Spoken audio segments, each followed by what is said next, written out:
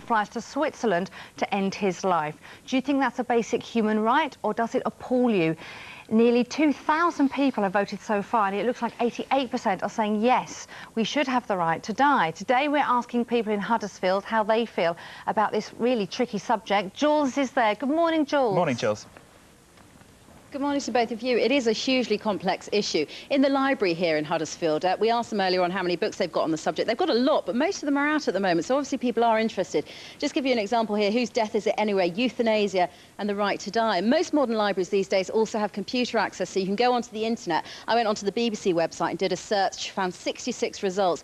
And just a quick plug for the BBC website. It is an excellent place to start if you are interested in looking a subject up. Well, euthanasia is probably, this whole issue of your right to die, one of the most complex, one of the most emotive subjects we're ever going to ask you to vote on. I say that, the editor will probably come up with something even more complicated tomorrow.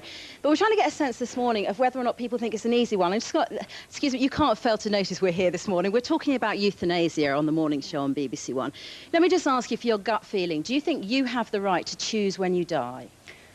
Yes, I think it is a very complicated question, but from personal experience, it's the fact of dignity, the dignity of dying. Well, what is your personal experience of this, if you don't mind me asking? Well, I've had several friends who have had terminal illnesses, and again, a lot depends on their outlook on it. Some have wanted to fight, some have wanted to give in, but the same thing applied to both. They both wanted the end to be dignified. Bless you. Thank you very much indeed for talking to us. It's very good of you. It is a difficult subject for people. And I think a lot of people are feeling that until you actually face that, whether it's through a friend like the lady who just spoke to us, or if it is through your own death, it's something we find very, very difficult to talk about in this country. Maybe talking about euthanasia this morning is a good thing. Maybe it is something that can encourage people to feel that it is a subject they can tackle without feeling too scared about it. I don't know if you knew this, but it's not legal in very many countries at the moment. Belgium, the Netherlands and Oregon, one state in America. In Switzerland, there's a bit of a legal loophole, which actually means that you can go and have a death there, you can have euthanasia there and probably not be prosecuted. I've gathered a few more people around here this morning. Kay and I spoke earlier. Kay, your father died of cancer, didn't he? And he was in a hospice. Did this sort of occur to you at the time to think about this whole issue of what would happen if his death was very protracted? Yeah, it wasn't that long, really. It was about 12 weeks between finding out and dying. When I say wasn't that long, he suffered quite a lot.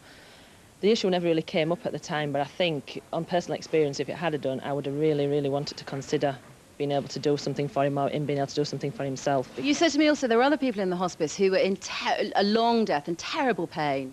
Yeah, there were gentlemen in there, been in there in and out quite a while with a strain of cancer that just was killing his body and just, you know, really in agony all the time between the painkillers wearing off and him being able to have another painkiller.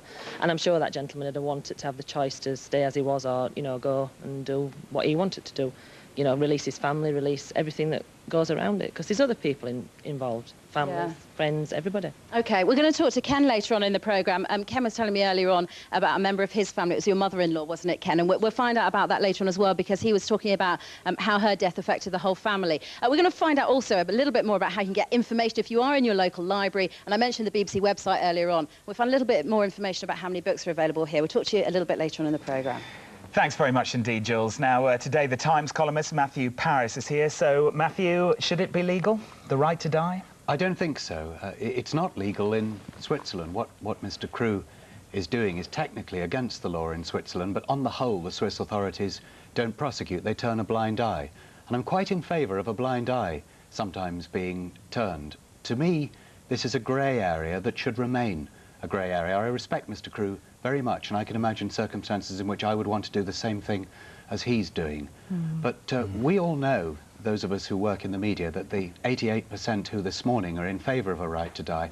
A couple of cases of an assisted suicide where the person who assisted was a bit too enthusiastic about it and later turned out to have an interest in the death of the other person, 88% of the public would be against it. And this is the problem, isn't it? I mean, there are there are so many issues for the people who would actually assist. I mean, just think about the mental difficulties, the guilt of actually having helped someone kill themselves. Well, there are, and for that reason, were we to go down that path in Britain, what we would quickly conclude, I suspect, is that it shouldn't be left to individuals, to friends, to relatives, to being done at home, we would conclude that you would have to apply to the National Health Service. There would have to be a judge and a doctor and a committee, and they would look at the whole case, and you would be given a licence by the state to kill yourself. And I think I hate the idea of the state authorising us to be killed, even more than I hate the idea of being in a grey moral area as we now are. I mean, we're hearing actually 90% now are saying yes, that we should have the legal right to die. But interestingly enough, in Belgium, a survey in 1998 said 1 in 10 deaths were resulting from assisted suicide or doctor-administered drugs to hasten death. I think that's 1 in shocking, 10, isn't it? that's Yes. an awful high amount, isn't it? You see, we're using the phrase the right to die, but actually we already have the right to die. Suicide is not against the law in Britain. What this actually is the right to kill somebody in circumstances where that person wishes to die.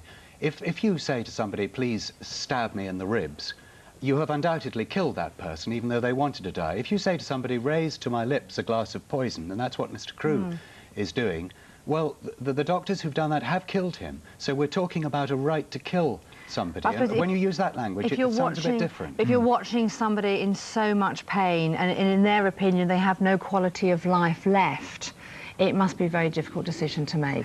I think an impossible decision to make, and I think that I can imagine circumstances in which I would help a friend in that way, and I would just hope that I wouldn't be prosecuted, and I would hope that if I was prosecuted, I would not be convicted.